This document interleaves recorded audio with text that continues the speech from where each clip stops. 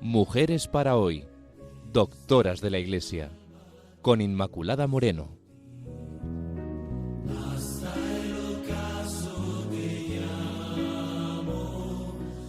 Queridos amigos de Radio María, bienvenidos al programa Mujeres para hoy, doctoras de la Iglesia. Estamos con todos ustedes, Pilar Álvarez e Inmaculada Moreno, y hoy comenzamos el ciclo de programas dedicados a la doctora alemana Hildegarda de Bingen.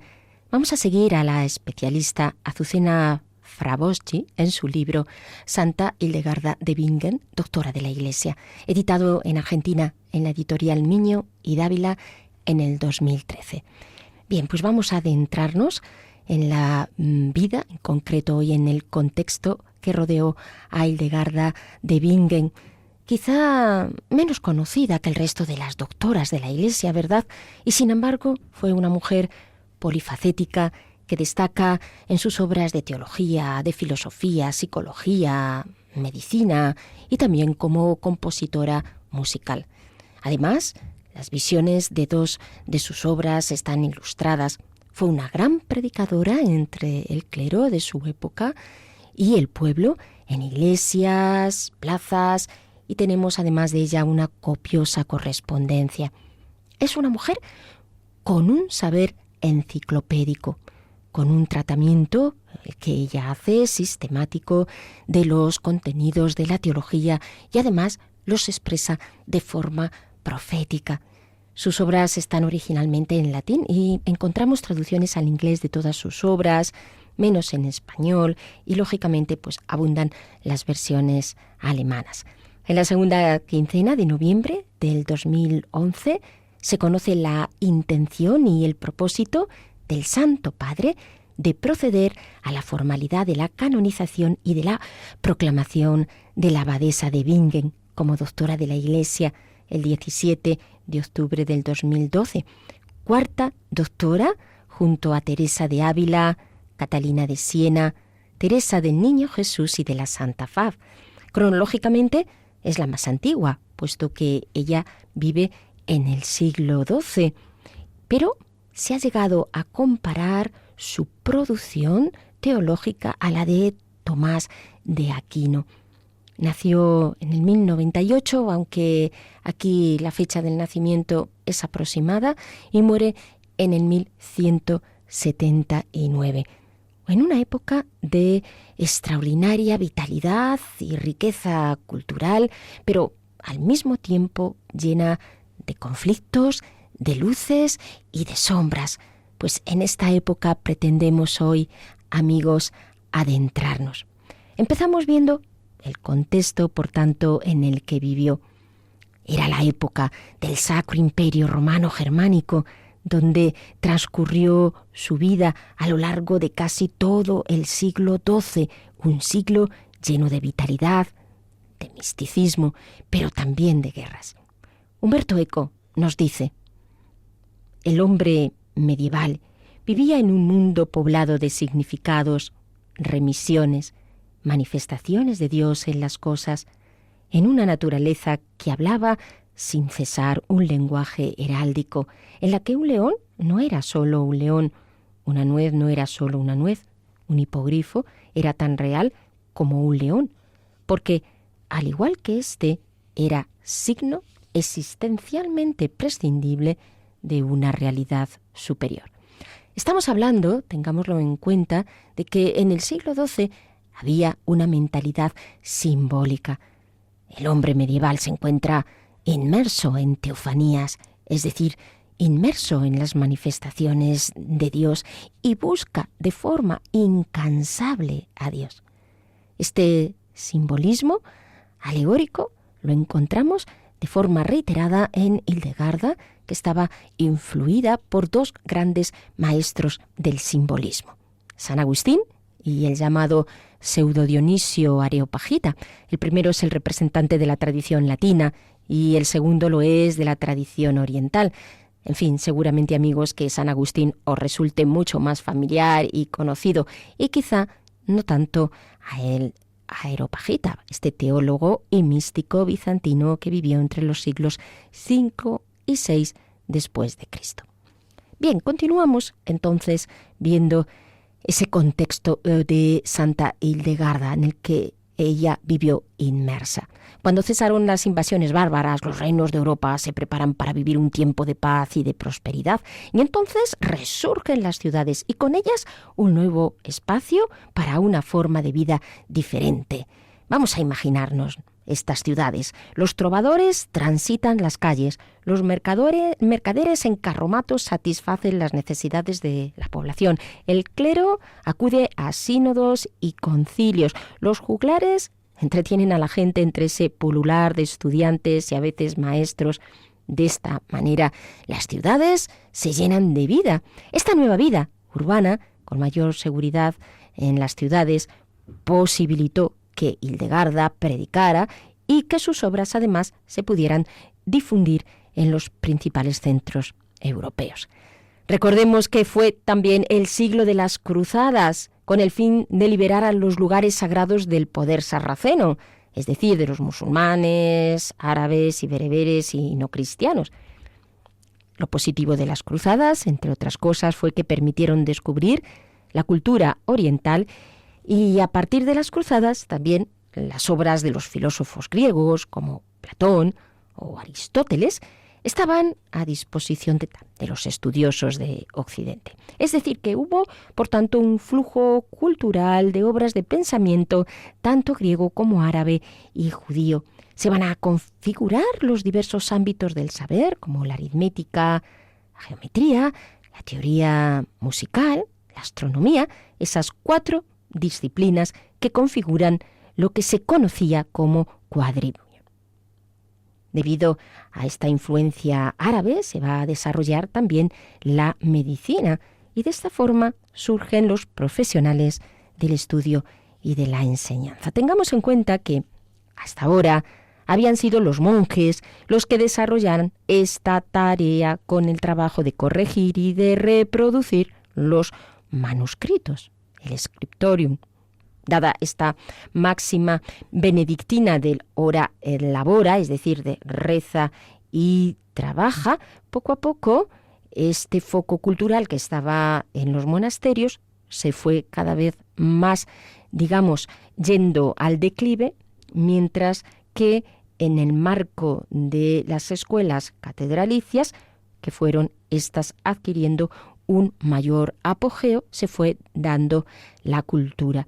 Los monjes eruditos escribían sus obras de historia, crónicas, compendios de teología, comentarios de la Sagrada Escritura. Sin embargo, en el siglo XII, el maestro, el clérigo, es un hombre que ama el saber por el saber mismo, que estudia, que enseña y que discute. Y todo esto se da en el ámbito de la escuela de la ciudad, es decir, de las escuelas catedralicias.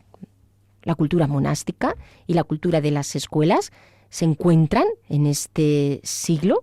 Destaca, recordemos también en este siglo, la reforma del Císter de San Bernardo de Claraval, de esta gran figura de la espiritualidad, ¿no?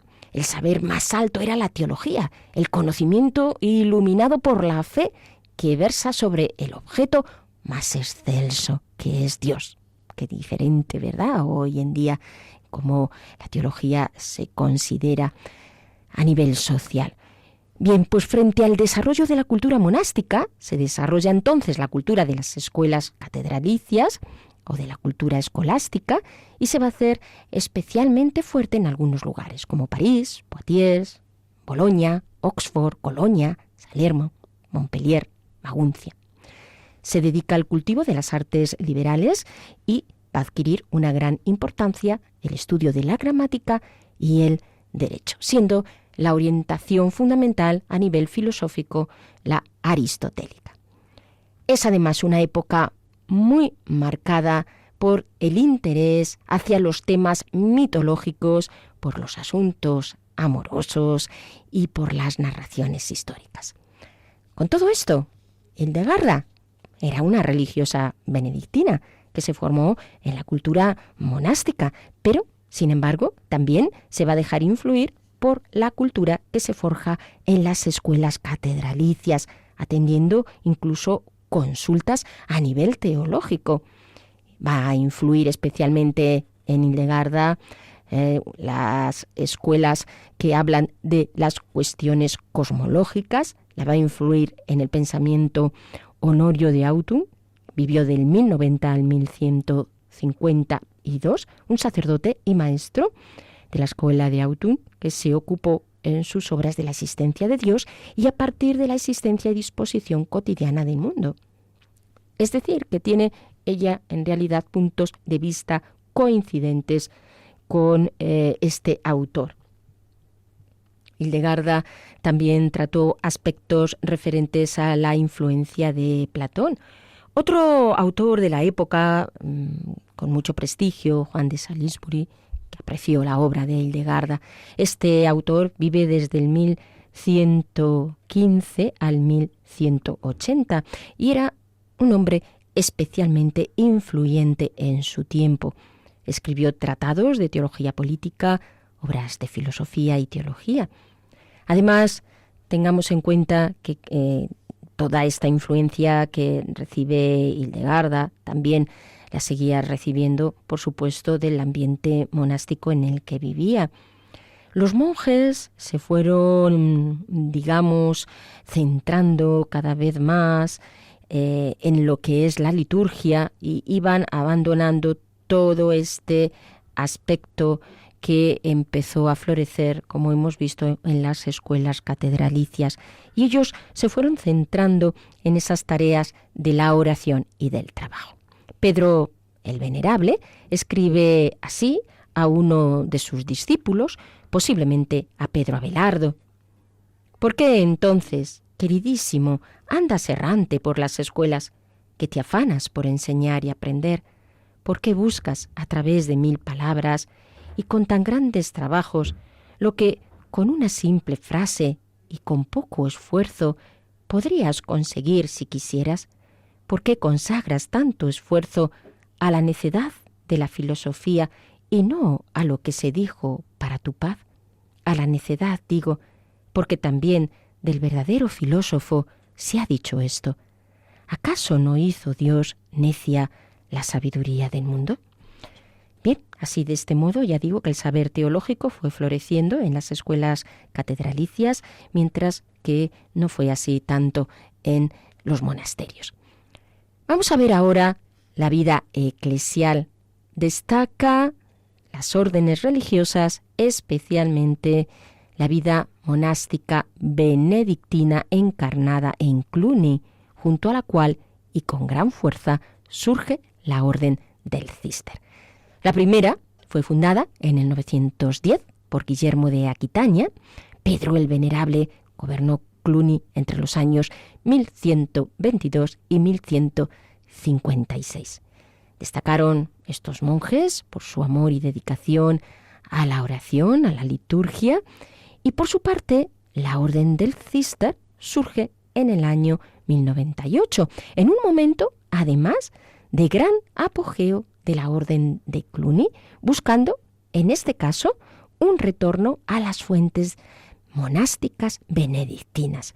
Gracias a esta vigorosa figura, a la figura de Bernardo de Claraval, alcanza una gran difusión.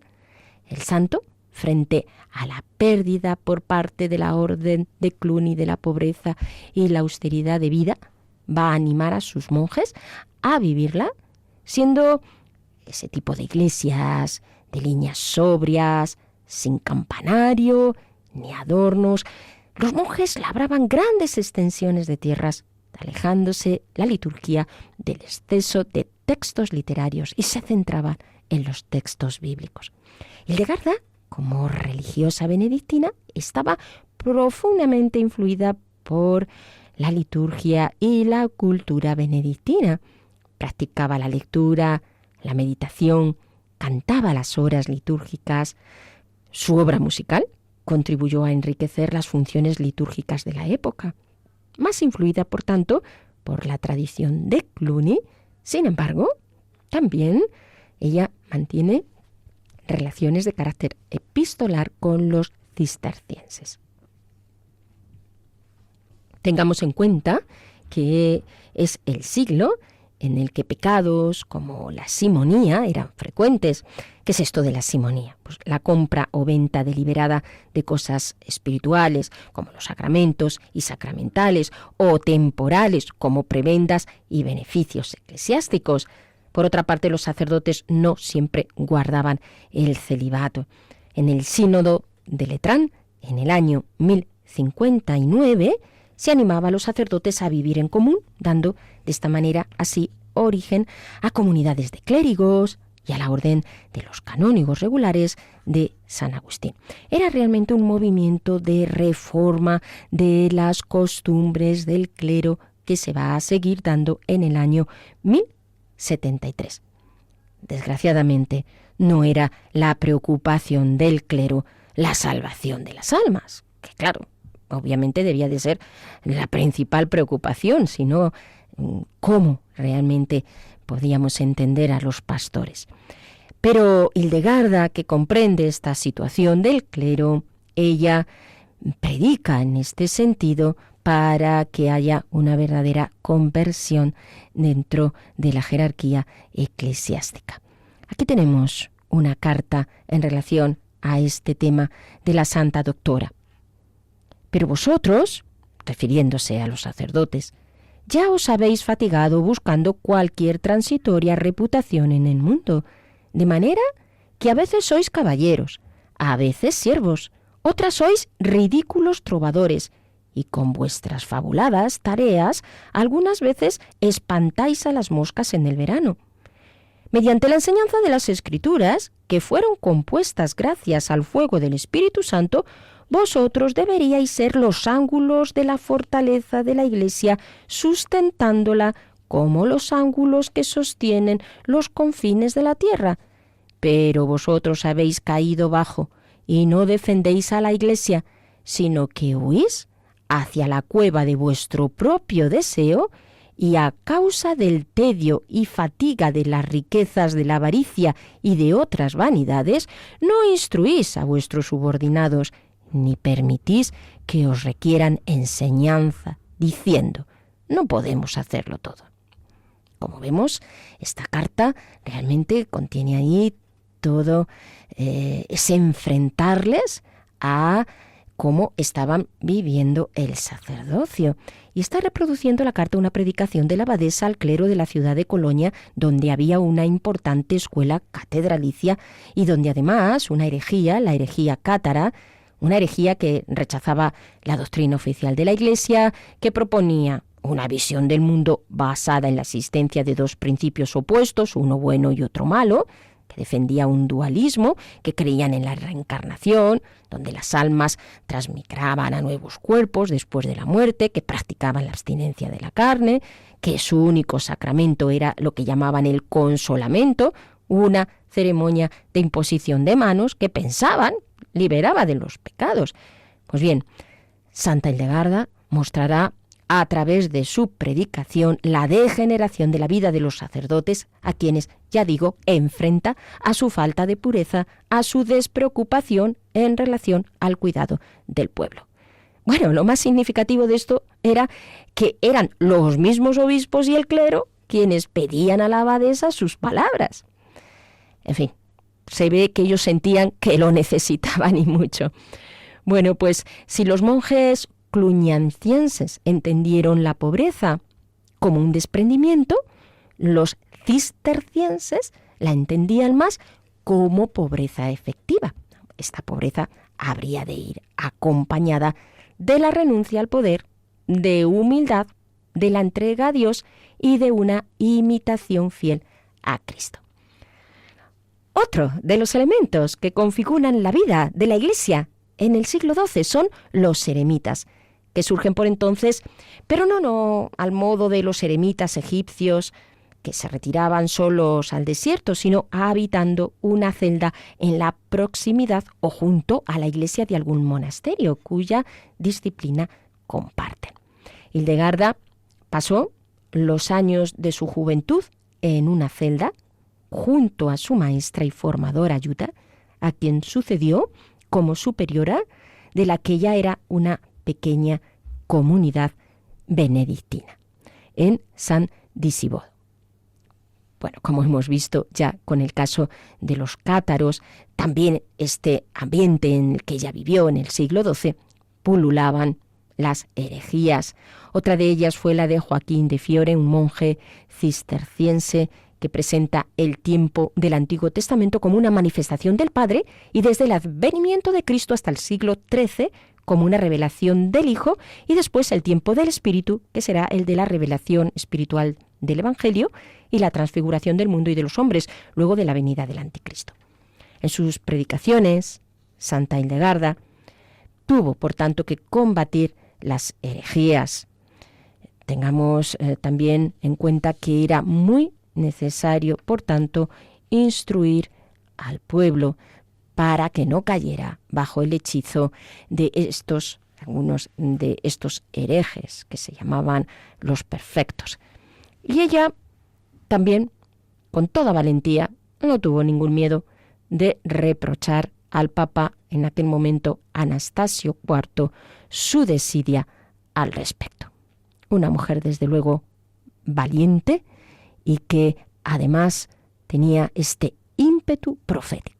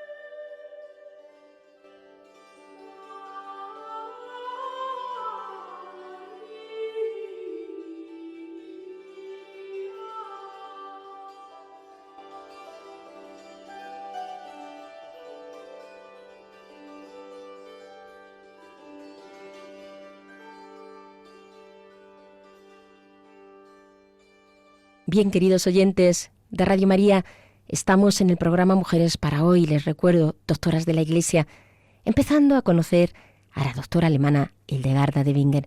Hoy tratamos, para introducirnos a la sociedad en la que vivió, todo lo que significa ese contexto histórico, social, político y religioso propio del siglo XII, siglo en el cual ella vivió.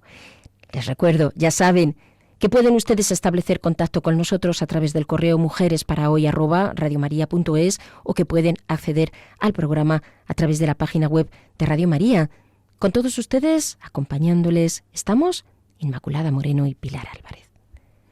Bien, pues seguimos entonces viendo este contexto en cuanto a la cuestión política del momento. Desde el siglo XI era una práctica establecida y reconocida que el sumo pontífice fuera elegido por el emperador del Sacro Imperio Romano Germánico, una modalidad que subsistió hasta la elección del abad benedictino de Montecassino, Federico de Lorena, quien en el 1057 asume el trono pontificio con el nombre de Esteban IX. El sucesor de Esteban, Nicolás II, vivió del 1059 al 1061. Convocó el Sínodo de Letrán, tratando, entre otros temas de gran importancia para la vida eclesiástica, el tema de la elección papal. Solo los cardenales podrían actuar en tal sentido, y al clero en general, y al pueblo romano solamente les cabría manifestar su aprobación cuando conociesen los resultados de la elección. Simplemente, y como medida de respeto, se comunicaría a posteriori al emperador. Los clérigos solo podían aceptar cargos eclesiásticos de parte de la autoridad eclesiástica. Este tema dio lugar a la famosa querella de las investiduras que confrontó al Papa Gregorio VII con el emperador Enrique IV, quien depuso al Papa y éste le excomulgó. Fue en el Concordato de Worms, celebrado en el 1122 entre el Papa Calixto II y el emperador, cuando se puso fin a la disputa. Bueno, posteriormente también hubo problemas con Federico Barbarroja, y toda esta situación pues supuso un enfrentamiento entre la Iglesia y el Estado y trajo no pocos sinsabores a Hildegarda, entre los que se cuenta ese distanciamiento del emperador Federico Barbarroja, quien, no obstante, siguió siendo su protector, y el enfrentamiento por parte del clero y de los obispos, que por motivos diversos apoyaron al emperador y se mostraron en algunos casos partidarios de los antipapas elegidos por él. De fondo, esta situación político-eclesial, y por otra parte, también vamos a ver qué consideración se tenía de la mujer en aquel entonces, porque ya sabemos que no era precisamente muy positiva. Sin embargo, sí que también podemos decir que en este siglo hubo una revalorización de la mujer. La Virgen María era invocada como dama, y también por parte de los monjes. María era la reina y madre de la misericordia. San Bernardo de Claraval llamaba a María Nuestra Señora. Todo estaba fundado en la madre del rey. María era proclamada como auxilio, refugio, consuelo, señora y dulcísima mediadora. María ocupa un lugar de privilegio en la obra de Hildegarda, en el contexto de la historia de la salvación por el Verbo encarnado, pero también como una figura femenina paradigmática y como aquella en quien queda redimida la otra, la primera mujer, es decir, Eva.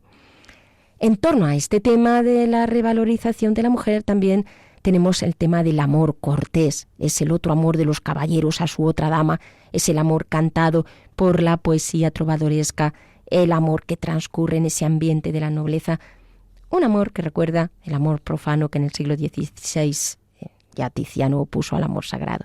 Este amor que expresa una idealización de la mujer, de la dama, que es objeto de inspiración para los trovadores y para su amado como objeto de todos sus desvelos. La gran mayoría de los monjes, desde la tradición bíblica y patrística y su elaboración teológica, valoran a la mujer y proclaman su igualdad con el hombre a los ojos de Dios. Recordemos así a San Bernardo de Claraval, quien ve a la mujer desde la figura de María como modelo de virtudes, María como símbolo de la Iglesia, y la mujer entra así en el designio eterno de Dios para con la humanidad. Refiriéndose a Eva, no le atribuye la totalidad de la culpa primera, y dice que ella pecó por ignorancia, mientras que Adán lo hizo por debilidad. y porque prefiere cumplir los deseos de Eva antes que los de su creador. En sus obras, Hildegarda, principalmente en Escivias, la abadesa de Bingen, presenta lo que se ha dado en llamar los rostros femeninos de Dios, que por cierto es un tema que actualmente la teología contemporánea estudia con frecuencia. Un testimonio, como vemos, después ya de 900 años. Encontramos también referencias positivas al amor conyugal, en la unión carnal entre el hombre y la mujer. Acontece una generación por obra de ambos, pero solo a condición de que entre ambos reine el amor, la unión de voluntad y el placer.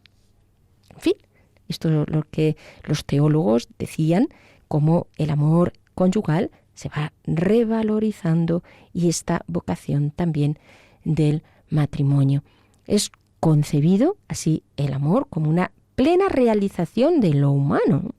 A pesar de que en las escuelas catedralicias aún se va a propagar el sentido peyorativo de la mujer y del matrimonio, no así en los ámbitos monásticos, Hildegarda va a valorar el amor conyugal, la afirmación de su existencia ya en el paraíso antes de la caída original, y este tema lo trata principalmente en su obra Escivias. Sigue siendo, como vemos también aquí, profética, lo que supone también entender y la comprensión positiva de todos estos temas. En cuanto al monacato femenino, bueno, pues nos encontramos con que si bien su existencia data del siglo XII, va a presentar también anteriormente, por supuesto, antes del siglo XII, va a presentar en este siglo determinadas características que se relacionan con la consideración de la mujer en dicha época. Por ejemplo, por poner un ejemplo, para que también nos hagamos un poco idea de cómo se vivía en el siglo XII, porque en el monasterio de Santa María de Fontefraudio, fue fundado en el 1096 como una orden mixta de religiosos y religiosas que habitaban en casas separadas, se reúnen tan solo en la iglesia para la oración y los oficios litúrgicos. Además, posteriormente fue una abadesa quien gobernaba el monasterio, a quien debían obediencia tanto los religiosos como las religiosas.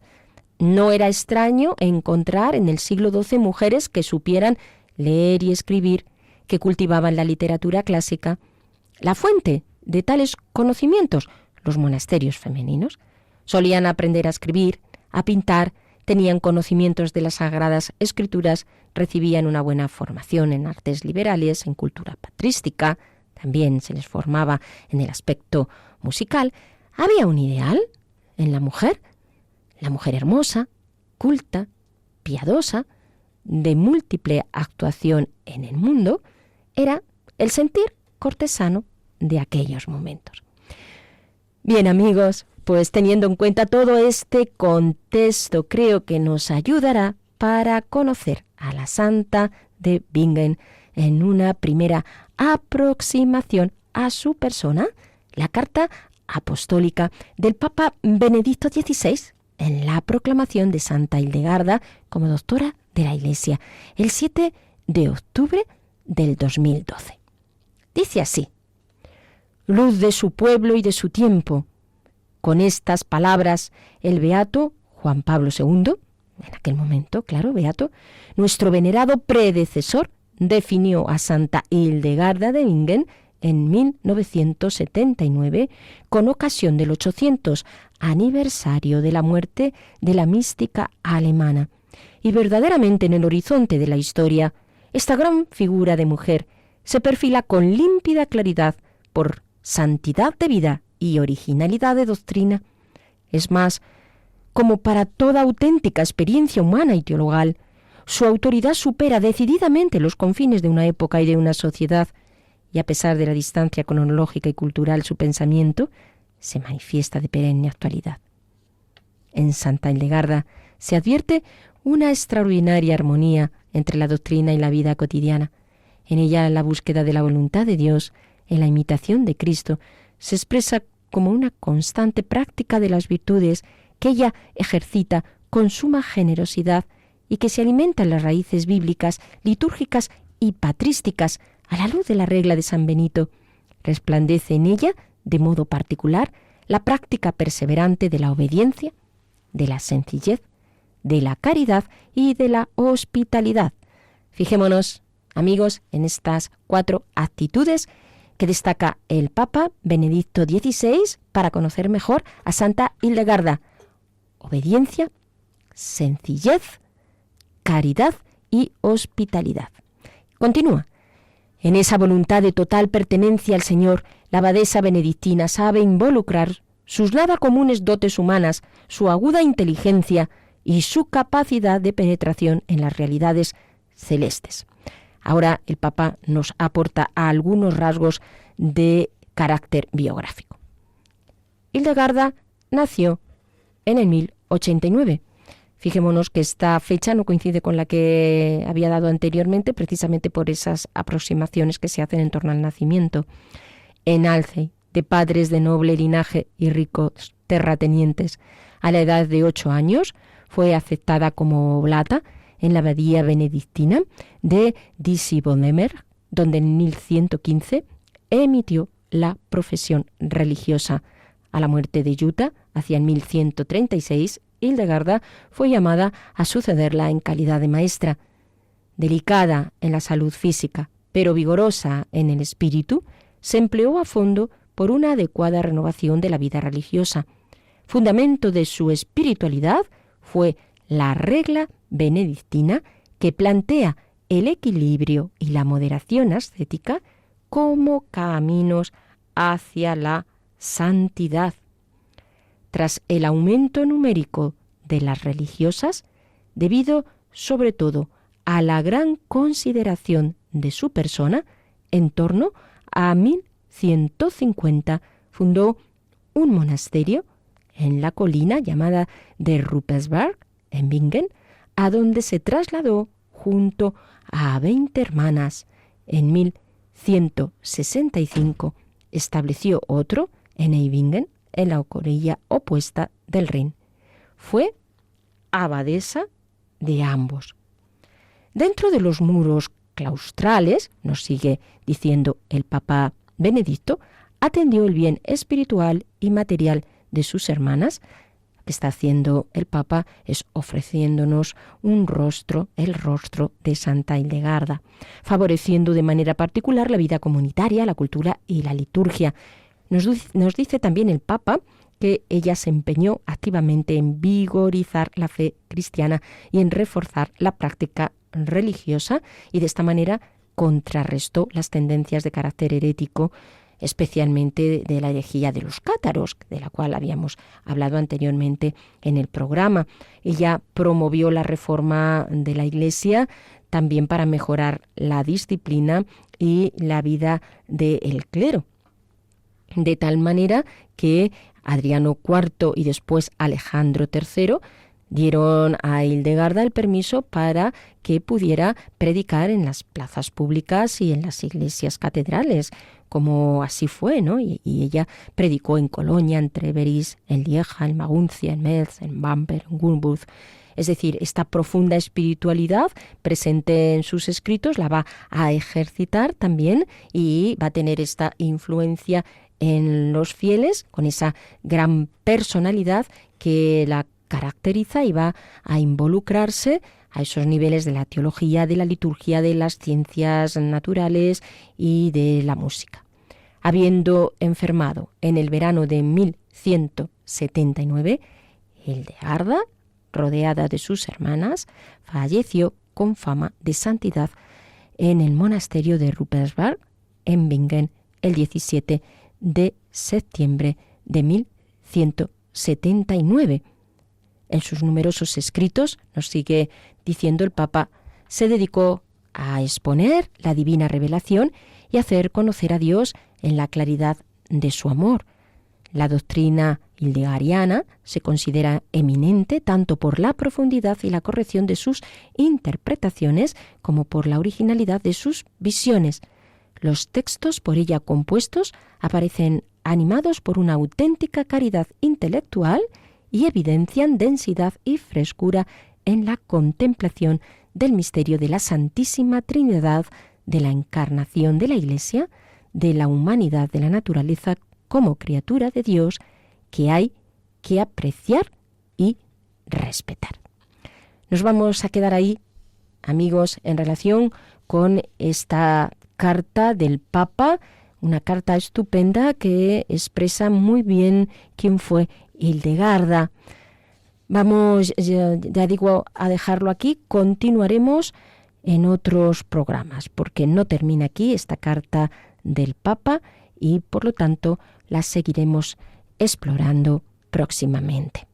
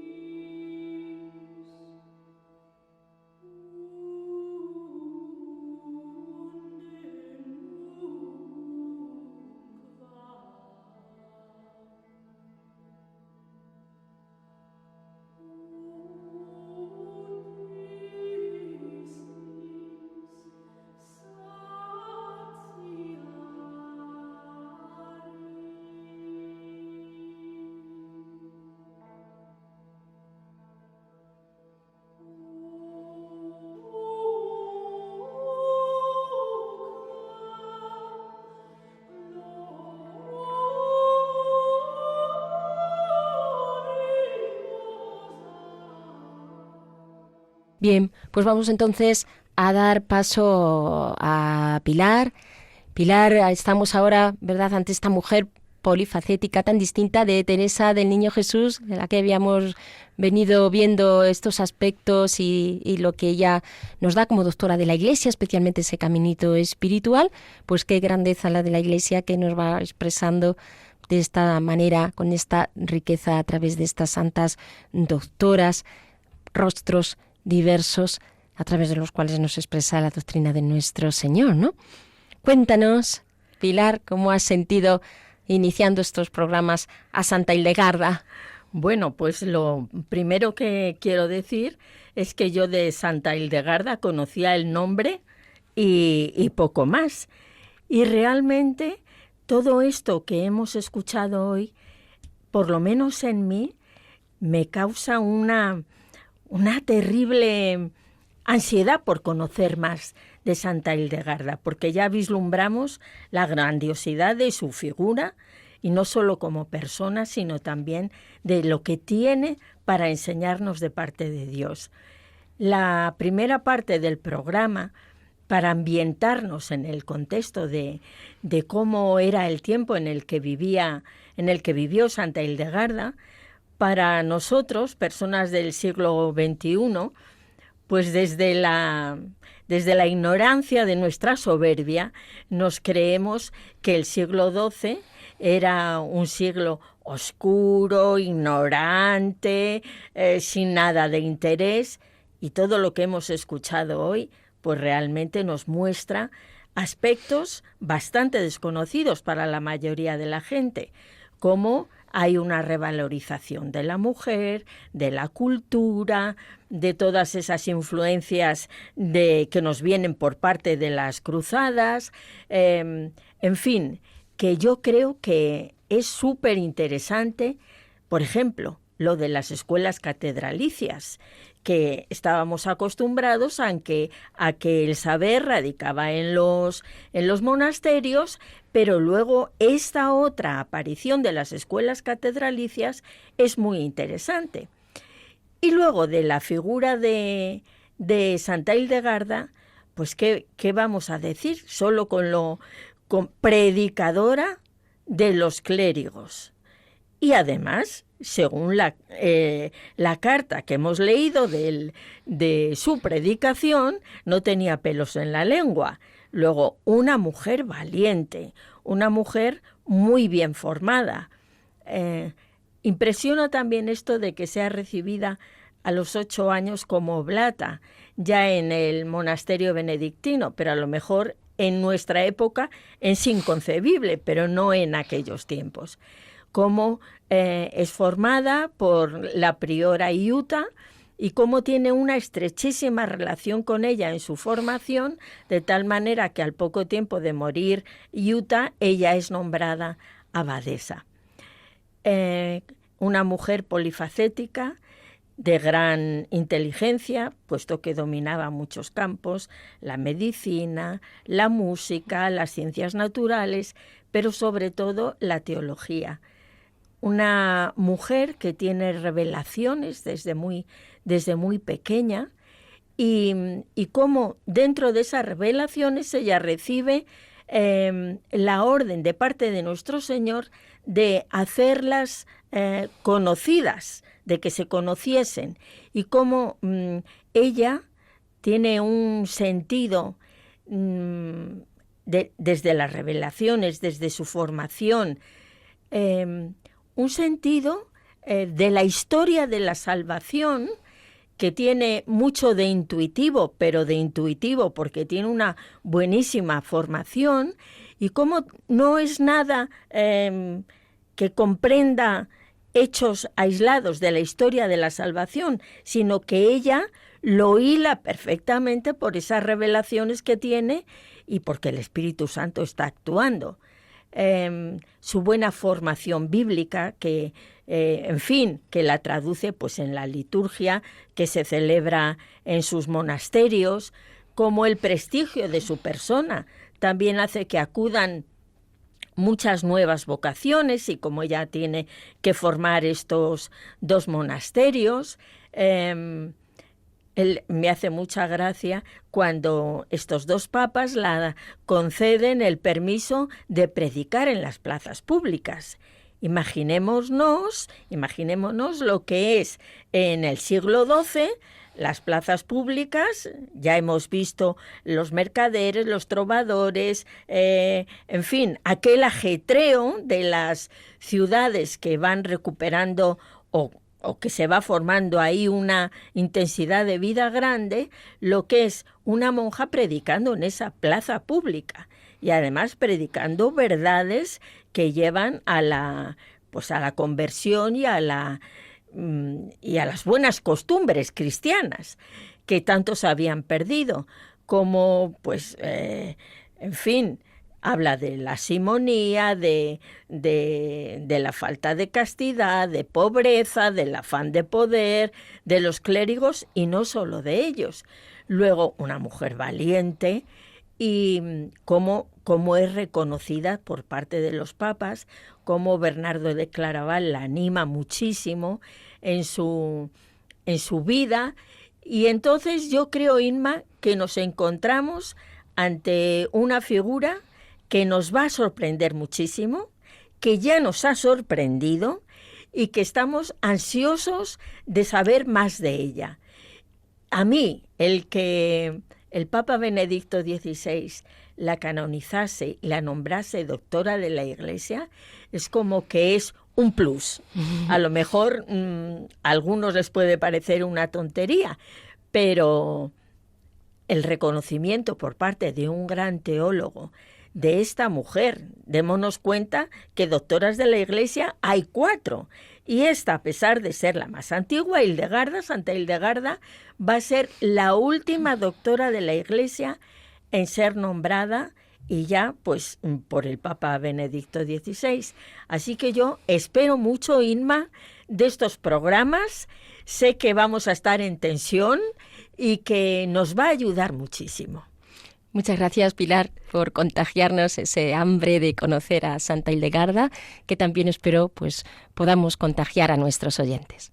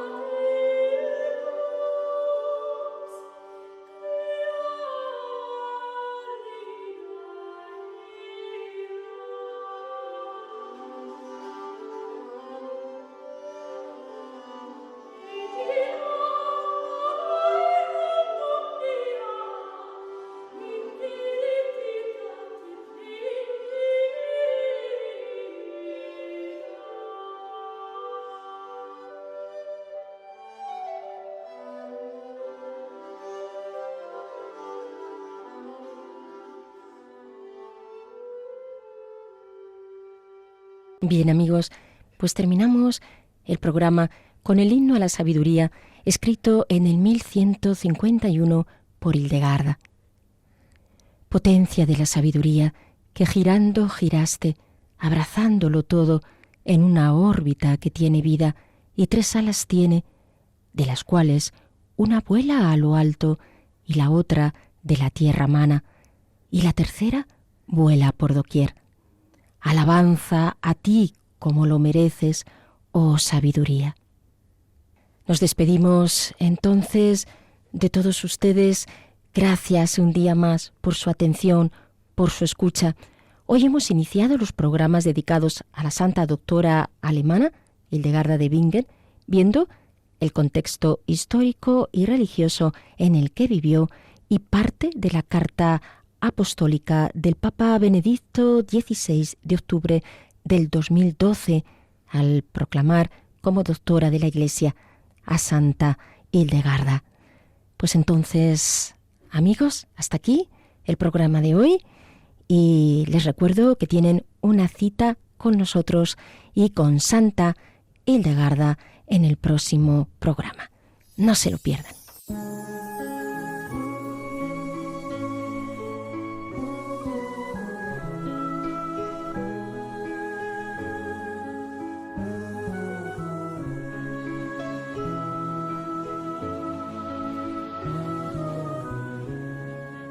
Y así termina Mujeres para hoy, Doctoras de la Iglesia, con Inmaculada Moreno.